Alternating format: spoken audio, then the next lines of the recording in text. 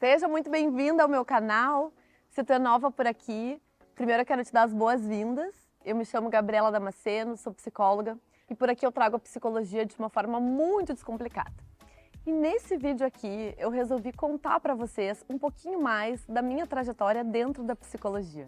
Então vem junto e ainda se tu não está inscrita no canal, por favor, já começa aqui, já clica e vem fazer parte porque tem muito conteúdo bom que vai deixar teus dias muito mais leves.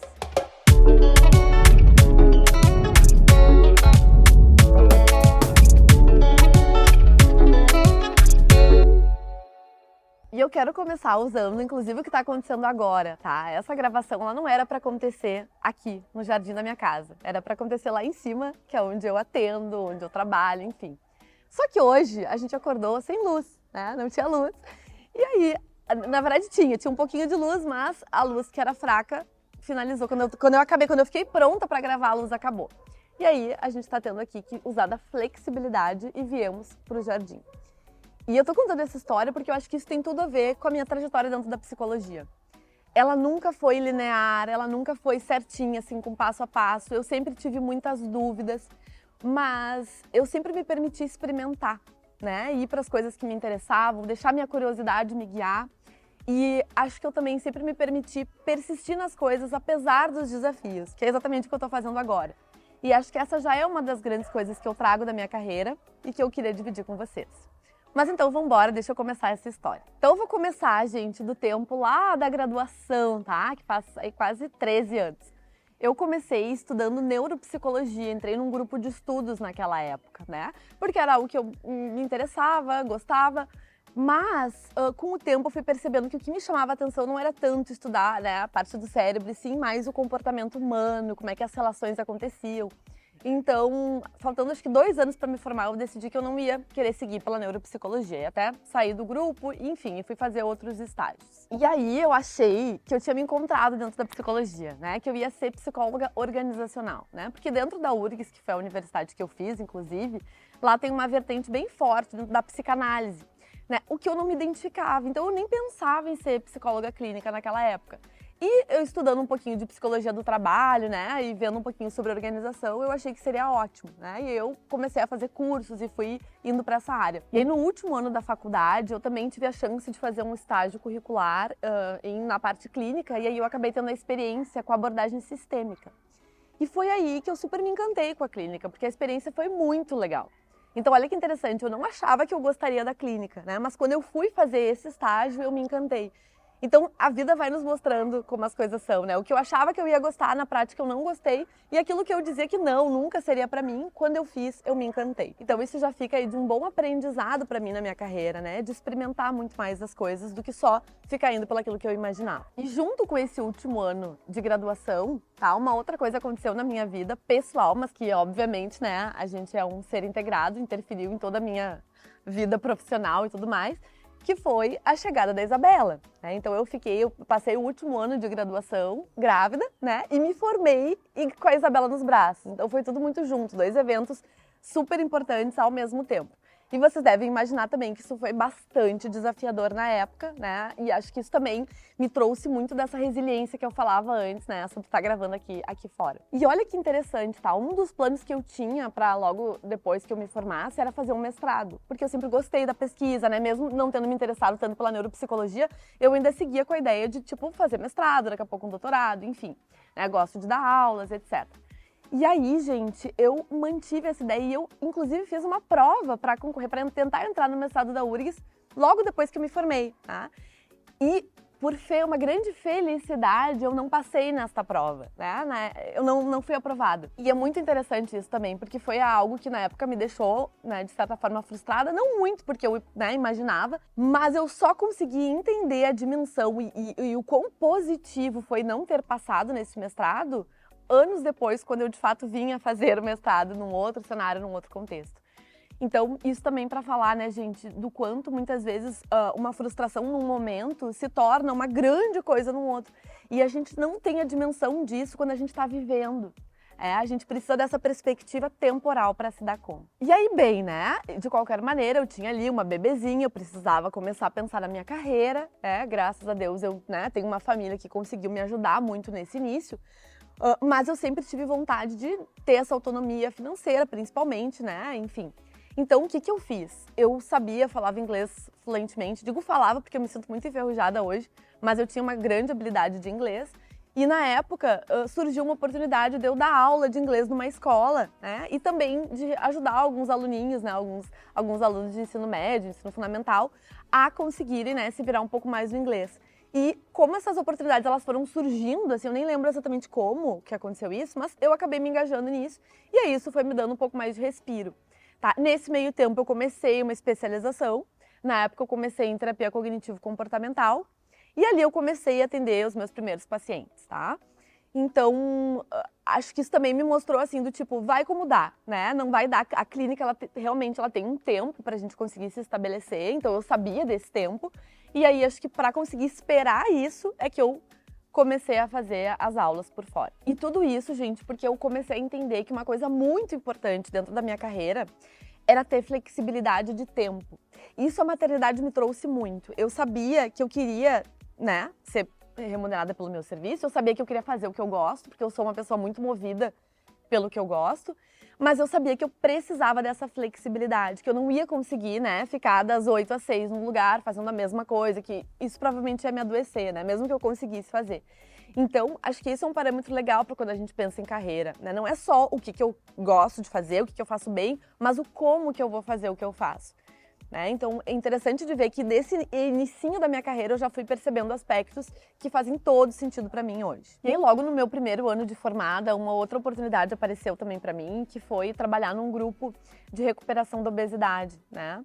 E eu acabei começando, então, a atender nesse grupo. Na verdade, eram grupos terapêuticos, né? Onde a gente fazia muito uma escuta e tentava auxiliar ali, os pacientes nesse percurso de emagrecimento. Eu não tinha trabalhado ainda especificamente com comportamento alimentar, mas eu me interessava pela temática.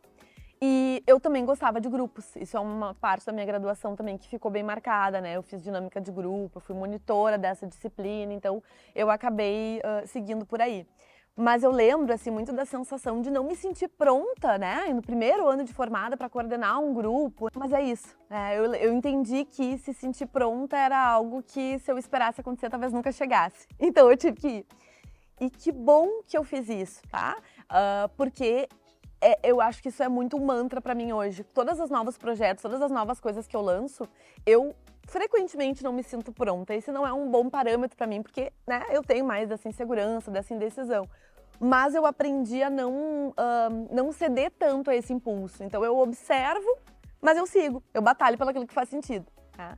Então, acho que fica outra reflexão aqui que eu me faço. E aí, bem, né? Segui com os grupos, segui com as aulas de inglês por um tempo, segui com alguns atendimentos, né? Alguns pacientes advindo dessa especialização. E aos pouquinhos as coisas foram indo. Não demorou muito para mim parar de dar aula de inglês. Eu sempre soube que eu não iria, né, dedicar tantas energias para ser professora de inglês. Eu sabia que era temporário. Então, assim que eu consegui, né, me manter, eu acabei parando de dar as aulas de inglês e aí sim fortalecendo a clínica. Porque eu acho que também tem esse movimento, né, da gente fazer essa aposta de ir, da gente começar para a coisa florescer. Então é do tipo, eu queria mais pacientes, mas se eu não me dedicasse, né, em divulgar, e na época não existia Instagram, então a gente tinha que se divulgar falando com os colegas, mostrando cartão, dando palestra, que me chamavam, dei muita palestra em empresas, né, então eu tinha que ir atrás de algum jeito. Então isso também demanda energia. E é uma energia que na hora que tu faz, ela não é remunerada, mas ela te gera frutos. Então eu comecei a pensar também por aí, e aí fortaleci o caminho, né, o percurso da clínica. Na sequência, quando eu terminei o curso de especialização em terapia cognitivo-comportamental, eu já continuei estudando a sistêmica, lá que eu tinha gostado no estágio. E isso, gente, porque eu sempre gosto de estudar, não adianta, é uma coisa minha, e estar em grupos, trocar com pessoas, é parte também muito do meu funcionamento, do que eu preciso para me manter motivada, tá? E aí eu fui para especialização em sistêmica, adorei, entendi também não só como trabalhar com famílias, com casais, mas até para ajudar, né, para ter essa visão mais familiar até para os casos individuais. E dessa minha experiência nesse pós em sistêmica, eu acabei sendo convidada para ser monitora, que na época, né, nessa especialização era uma forma de um preparo para que depois eu visse assumir essas turmas, né? Então é um preparo para dar aula. E aqui foi uma virada de chave importante, porque fazendo essa mentoria eu percebi que eu gostava de dar aula, né? E aí, ali a gente fazia umas aulas experimentais e eu lembro que eu recebi muito esse feedback dos alunos, né? Nossa, Gabi, como tu é acessível, que didática legal, nossa, tu nos entende, né? Então tinha aquilo, os professores que talvez estavam há mais tempo, já não estavam atendendo tanto, às vezes não tinha essa conexão tão direta com os alunos que eu acabava tendo. Então, ali foi importante. Tá? E um outro ponto que eu queria trazer aqui, gente, é que ser convidada para ser monitora não veio à toa. Eu percebi muito cedo na minha carreira de que a imagem, né, da profissional que eu queria ser tinha que bater com a imagem que eu iria transmitir, né? Então, assim, eu sempre me preocupei em pensar, né, quais são os meus valores enquanto profissional e como que eu quero que isso apareça, né? Não só para que eu saiba disso, mas para que as pessoas que trabalham comigo percebam isso. Que essa visão me fez com que eu fosse chamada para tantas oportunidades, porque as pessoas viam ali que eu estava interessada, que eu corria atrás, que eu me comprometia com as coisas. Percebem? Então, isso também foi me ajudando muito, assim, ao longo de... Até hoje, né? Mas, enfim, acho que eu comecei daí. E eu comecei a clínica também sublocando uma sala, né? Com pouquinhos horários, aquela coisa. Fechou um horário, fechou 2 horários, 3 pacientes. Eu lembro de celebrar cada novo paciente que me ligava, né? Eu contava pro meu marido, eu ligava para os meus pais, era um grande acontecimento. Porque sim, né, gente, a gente ser responsável aqui por ajudar um paciente dentro de um processo de psicoterapia é uma grande honra, né? Então, nunca esqueci isso, não esqueço isso até hoje. Com esse aumento, né, dos atendimentos, eu deixei de sublocar a sala e aí passei a ter uma sala minha, com horários, onde hoje eu subloco para outras profissionais. Mas o começo foi assim, foi sublocando, foi fazendo como dava, foi pegando os turnos que as outras profissionais não queriam, eu ia lá e me encaixava no turno que tinha, né? Então, se era mais de noite, se era bem cedo de manhã, se era meio-dia, era o que dava naquela época. Na sequência, assim que eu terminei a monitoria, eu comecei, então, a dar aulas, né? Esse também foi um grande salto aí na minha carreira. Eu achava que eu não seria capaz de dar aula da mesma maneira, mas, de novo, eu fui. E foi muito legal, tive uma experiência incrível e a partir daí, acho que eu nunca mais parei de dar aulas, assim, né? Eu acabo dando aulas para especializações ou para cursos ou palestras, hoje tem os meus cursos, mas a docência se tornou algo muito parte de uma das tarefas que eu faço, de uma das atividades que eu gosto muito. Eu acho que essa troca, né, que a gente tem com os alunos, essa identificação que eu sinto também, né, de tipo, nossa, eu já estive no teu lugar, eu sei o difícil que é começar, eu sei a insegurança que dá quando a gente tá ali, né, e tem que mostrar tudo aquilo que a gente ficou anos ali estudando. Junto com as aulas, eu também comecei com pequenas parcerias com outras colegas. Então, a gente montou o Contexto Saúde, eu mais outra colega e 2 nutricionistas, justamente daí para trabalhar com a questão de corpo e alimentação, que foi algo lá que desde lá daquele meu primeiro momento lá de trabalho com grupos, eu comecei a gostar muito. Então, a gente criou, né, mais uma iniciativa empreendedora, esse grupo que dava palestras, dava workshops, fazia mentorias, tudo ao vivo. Né? Nessa época, a gente nem pensava, nem imaginava que isso poderia ser um projeto online. Mas a experiência do ao vivo sempre foi muito gostosa, né? E aqui começa também o meu início com os projetos, para além da clínica, né? Para além do atendimento e para além das aulas. Aqui eu já tô falando mais ou menos de uns 7, 8 anos de formada, tá? Então eu já estava bem estabilizada, já tinha essas várias atividades que eu fazia, né? Já era muito bem realizada na psicologia. E aí eu tava terminando a pós em sistêmica e eu tava já me dizendo, não vou mais fazer pós nenhuma, já chega. Mas aí eu fiquei sabendo de uma pós nova aqui no Rio Grande do Sul, a nível até de Brasil, e que trabalhava muito com as emoções. Foi assim que eu fiquei sabendo no início. E que era muito legal e que era a minha cara, né? A professora que veio falar comigo disse, Gabi, tu vai gostar muito, acho que tu vai te interessar. Ela era nessa mesma especialização que eu fazia. E foi assim que eu descobri as terapias comportamentais contextuais. Assim, no susto, né? Do tipo, talvez seja legal. Eu fiz uma aula, eu amei, adorei, foi com o professor Fabiano Olás. E de lá pra cá, essa é a minha abordagem, referência, esse é o lugar onde eu me encontro. Todas as coisas que eu faço, os projetos que eu faço, as aulas que eu dou, o conteúdo do Instagram que eu produzo, né? Vídeos deste YouTube aqui, são embasados nas terapias comportamentais contextuais. E acho que isso tem muito a ver com a visão de mundo, né, que eu entendi da ACT, da FAP, enfim, né, desse olhar contextualista funcional. Quando eu entendi essa forma de pensar e de ver o mundo, foi a que fez mais sentido para mim, né? Não só dentro da clínica, mas pessoalmente falando. Então, eu tive a oportunidade de ir para Sevilha também num congresso mundial de terapias comportamentais contextuais e lá também, assim, daí acho que eu, né, reforçou muito esse amor e foi muito bacana ver profissionais de vários lugares do mundo trabalhando com isso, saber da experiência. eu voltei muito fortalecida com tudo isso.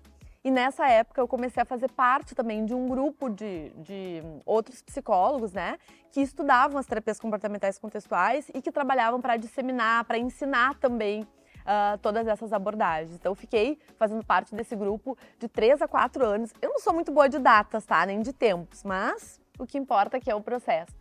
Então, nesse grupo, foi um momento muito especial para mim, porque eu pude também estar muito mais próxima de outros colegas que estavam ali tendo aquela mesma experiência, tanto de aprender quanto de ensinar as terapias comportamentais contextuais. Então, a gente supervisionava, a gente dava aula, a gente fazia workshops, a gente ia para lugares, fazer treinamentos vivenciais, né? A gente fez toda a parte, por exemplo, do treinamento de habilidades em DBT. Eu comecei a coordenar grupos de DBT, né, que é a terapia dialético comportamental. Comecei a estudar muito a FAP, em específico, dentro de todas as terapias contextuais. A FAP foi uma que eu me encantei muito, né? Conheci a Mavis, que é uma das criadoras. Fiz o projeto do Viva com Consciência e Coragem, que inclusive até hoje faz parte, que é um projeto que dissemina, né, muito da ideia da FAP, das relações autênticas no mundo. Então fui me encontrando dentro desse universo. E foi nesse momento de vida que então chegou o Arthur, né, o meu segundo filho, que hoje está com 7 anos. Então foi um momento também de repensar de novo a carreira, porque daí eu estava com os atendimentos, estava com todas essas funções. Então foi um momento de reestruturar, de reduzir os atendimentos da clínica, né, de ficar com as coisas que eram mais essenciais para mim. Nesse momento a gente fechou, né, parou a parceria do Contexto Saúde. E aí as coisas foram também se organizando para dar conta, né, desse novo período com essas outras demandas. E acho que aqui de novo volta essa questão da liberdade, né, que eu tanto falava do estilo de vida. Acho que eu pensava muito também nessa parte da maternidade, principalmente nesses primeiros anos de vida, do quanto eu queria ter essa flexibilidade. Né? Mas no fundo até hoje eu aproveito isso, porque acho que para mim, né, é muito válido, faz muita diferença. Quando o Arthur estava com seus 3 anos, aquela ideia, aquele sonho do mestrado, lembram? Lá atrás, que eu tinha me frustrado que eu não passei, foi o momento que eu realmente pensei em retomar. Na verdade, eu já pensava ao longo de todos esses anos, mas aqui foi quando eu percebi que as coisas eram possíveis, porque daí eu já estava com uma carga horária bem menor, ele já estava mais crescidinho, as coisas estavam mais organizadas, e surgiu a oportunidade com outras colegas de estudar junto e passar numa prova de mestrado numa universidade federal, que no fim foi a que eu fui aprovada, que é a UFSPA, e que daí eu fiz o tal do meu mestrado que eu queria, dentro de uma linha de pesquisa tudo a ver, que era para estudar justamente, né, as abordagens contextuais, e falando de imagem corporal, que lembram lá quando eu comecei lá no grupo de obesidade, né, que eu comecei a gostar de comportamento alimentar? Pois é, esse foi o link aqui para estudar um pouquinho mais sobre a imagem corporal, sobre como que a nossa relação com o corpo vai afetar na relação com as pessoas e como que a gente também podia utilizar as terapias contextuais para ter uma relação melhor com o nosso corpo. Então percebam, nada linear, nada programado como hoje, mas as coisas se alinharam. E eu vou dizer assim que quando eu olho para minha carreira e fazendo isso agora aqui com vocês, eu sinto bastante orgulho, né? Eu sei que teve muitos desafios, né? Muitos mesmo, mas eu também sei que cada desafio, e principalmente os desafios mais difíceis, foram aqueles que me fizeram mais forte para estar aqui e me deram mais certeza de onde eu queria ir. E aí, para fechar aqui essa jornada, que só vou ficar até amanhã, eu quero contar um pouquinho de como o mundo digital chegou para mim, né? Acho que para muita gente ele veio na época da pandemia. Eu já experimentava ele um pouco antes, tá? Mas de uma maneira muito mais diferente, muito mais, sei lá, descomprometida. Quando a pandemia aconteceu, eu tinha terminado o meu mestrado. Então, as duas coisas aconteceram. Eu estava com muito mais tempo livre, assim, né, para me dedicar para outras coisas, e existia uma pandemia. E aí, gente, foi que eu também descobri no digital o quanto eu gostava, né, de me conectar, de me expressar, toda essa parte de comunicação, até mesmo dessa parte mais criativa, né, mais teatral, de fazer escrita, de fazer conteúdo, de fazer reels. Eu fui descobrindo uma faceta minha que por muito tempo dentro da psicologia eu não tinha encontrado vazão. E aí eu encontrei dentro do digital. Né? E não só isso, né? Acho que eu fui encontrando também a possibilidade, óbvio, né, de ter o meu serviço muito mais divulgado, enfim, de conhecer muitas profissionais maravilhosas, muitas mulheres também empreendedoras, que daí no fim foi o nicho que eu acabei seguindo, né, para tentar ajudar essas mulheres a ter uma vida mais leve e a conseguir levar a cabo muitos dos seus projetos e achar esse equilíbrio, né, entre vida pessoal e profissional que é tão desafiador. E da pandemia para cá foram muitos cursos no digital. O primeiro que eu lancei foi o Pega Leve, um curso focado em ajudar mulheres a se cobrarem menos ia transformar toda essa carga de pressão, de cobrança, né, em realização. Inclusive, vou deixar o link aqui, porque esse é um curso que está aberto continuamente, ele não fecha mais. E ele é um curso incrível, com muitas ferramentas, muitas habilidades que realmente fazem muita diferença para a gente conseguir, né, pegar mais leve com a gente e ser muito mais efetiva nos nossos projetos. Fiz também muitos grupos de estudo e ultimamente tenho trabalhado muito com psicólogas, né? A gente teve uma mentoria do Psis Imperfeitas, agora eu lancei o Digital Sem Pirar, faço grupos de FAP, enfim, tem várias propostas e ideias vindo e aos pouquinhos eu vou deixando elas aparecer. E para fechar de verdade, eu quero deixar um resumo aqui do que eu acredito, tá?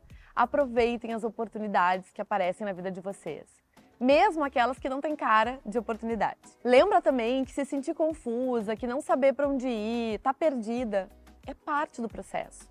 A gente não tem que tentar combater isso ou entender que isso é um problema. E lembra também que a forma como tu vai lidar com essas frustrações ou com essas incertezas que vai fazer diferença aí nas coisas que tu vai conseguir cultivar. Eu espero que essa partilha tenha sido interessante para ti, assim como foi para mim, que tu possa sair daqui também levando algumas reflexões muito úteis aí para tua carreira, né, para tua relação profissional e com as outras áreas da vida. E se tu não te inscreveu por aqui, a hora é agora. Um super beijo e até o próximo vídeo.